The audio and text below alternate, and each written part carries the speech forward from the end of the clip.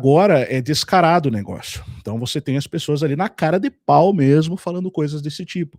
E assim, eu olho, eu tenho vergonha alheia, mas tem gente que acredita piamente, cara.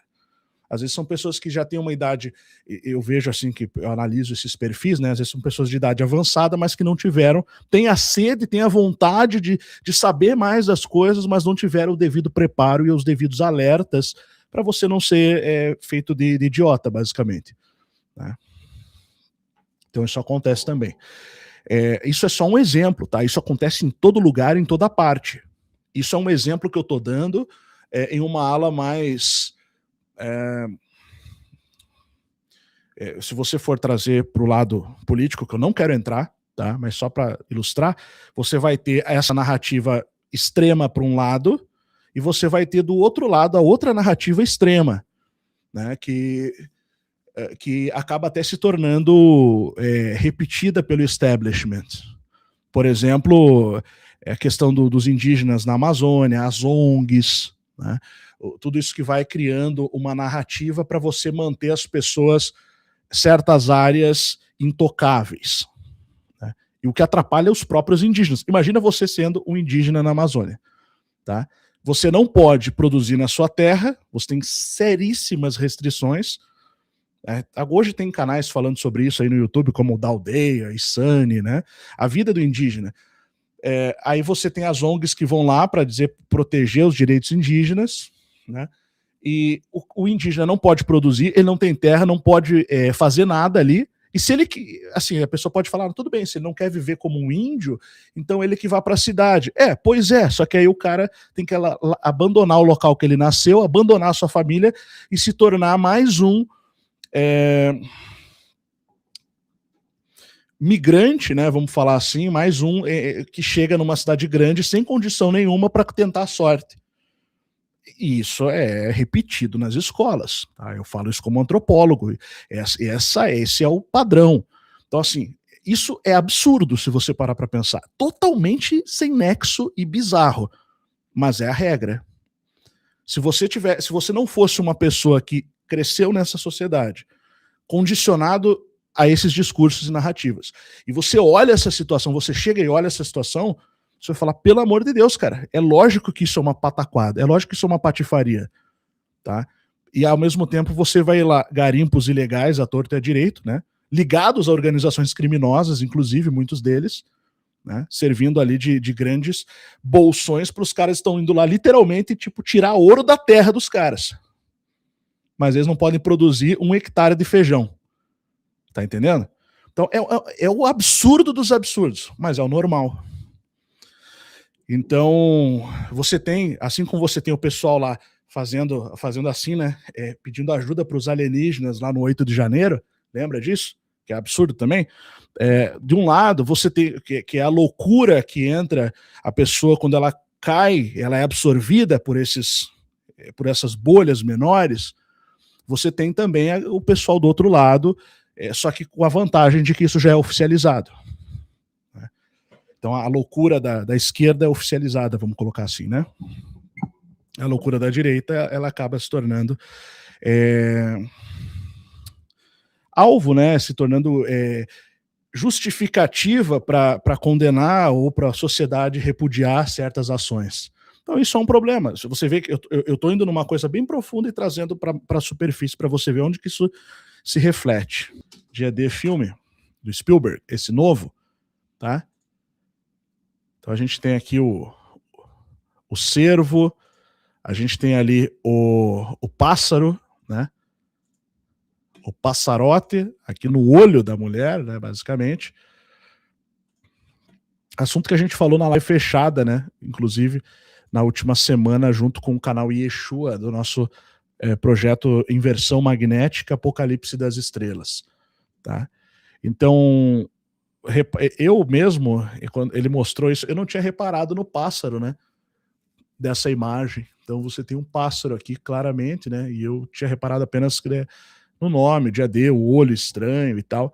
Então a gente teve esse filme, o Dia D. O que esse filme tem de interessante? Ele mostra que existe um percentual da humanidade de aproximadamente 1 bilhão a 1 bilhão e 300 milhões de pessoas, dentre as assim, que sabe mais, né? Que tem uma percepção diferenciada, que é o chamado o pessoal do oculto mesmo. Tá? Então é o pessoal que tem uma conexão diferenciada e uma facilidade maior para abrir certas percepções. E já meio que já nasce com isso, né? Só que aí com o tempo a pessoa vai abrindo ou vai sendo levada pelas pessoas ao redor que sabem a se abrir para isso, perceber isso. Então, basicamente, é uma conexão, né, com seres ali, tá? E é assim que funciona, tá? Então, basicamente, o filme, ele vai falar dessa questão aqui. Deixa eu botar aqui uma outra imagem para você ver aquilo que a gente vai chamar de oculto. O lado visível, o lado invisível para a direita ali, né? O lado invisível, ele vai operar nos níveis mais baixos aos mais altos, da mesma forma que o visível também. Então as pessoas têm a ilusão de que é preciso chegar lá no topo da pirâmide para você chegar no oculto. Não, tá? As pessoas que estão no topo, na verdade, elas vão selecionando aqueles que podem servir, seja de um lado aqui como um juiz, como um político, como um empresário, como um coronel, um tenente-coronel, um oficial, o sistema desse lado visível. E da mesma forma, do lado oculto também, eles vão fazendo a mesma coisa, tá? Então, a ilusão é essa. Ah, não, é só as pessoas que estão lá. O cara chega no lado invisível da coisa, dessas organizações aí, somente quando ele chega no topo. Então, o pessoal começa a ver essas luzinhas, começa a ver o outro lado, começa a ter essa percepção aberta, desobstruída, desbloqueada. Aí ela vai entrar depois no campo que ela vai começar a enxergar os seres espirituais, inclusive as almas perdidas, as entidades também, e depois, no nível mais, numa outra camada de percepção, de abertura, ela vai começar a perceber os seres mesmo do outro lado, que é aqueles que você chama de alienígenas, beleza? É assim que funciona. E tem muita gente que serve abertamente, na verdade. Tá? Isso não assim, isso não deveria te causar espanto, tá?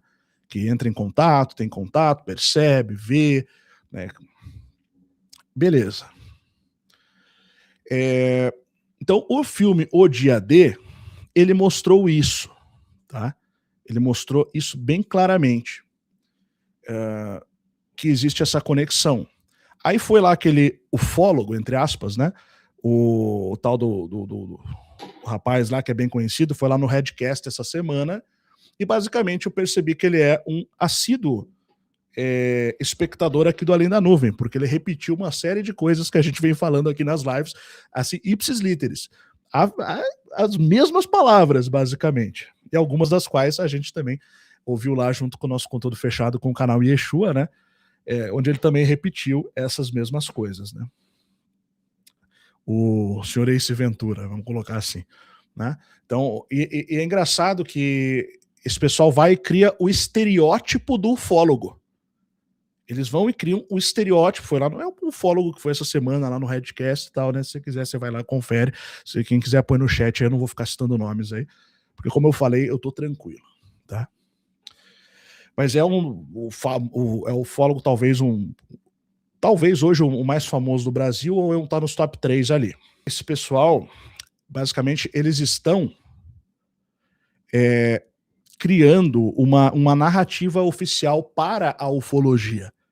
Muita gente já percebeu isso. Tanto que quando o Rony Vernet apareceu dizendo, essa porcaria, cara, demônio essa parada, basicamente, né? Esse negócio aí que vocês estão falando que é de outro planeta, é de outra dimensão, tá? Então aí são seres espirituais de outras épocas. Não quer dizer que são todos demônios, né? É mais complexo que isso, eu já fiz live sobre isso também explicando.